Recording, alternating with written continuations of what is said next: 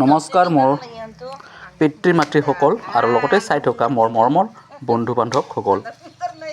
এখেতসকলে বীজামৃত তৈয়াৰ কৰি আছে। বীজামৃত তৈয়াৰ কৰিবলৈ হ'লে কচৰ দৰৰ মাটি 1 কেজি, থলুৱা গৰুৰ গোবৰ 10 কেজি, চূণ 500 গ্ৰাম,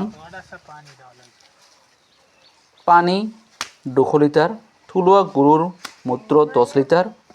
এই সকলোবোৰ পদাৰ্থ পানীত দ্ৰৱীভূত কৰি ভালদৰে গোবৰৰ লগত মিহলাই পিছত ইয়াক হাতেৰে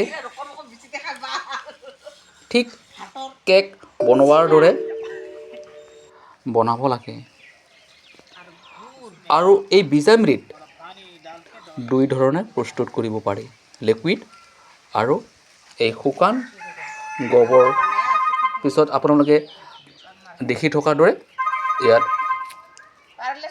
বনাব পাৰি।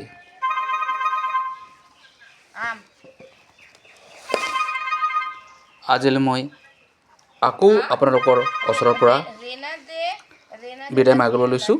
জয় হিন্দ।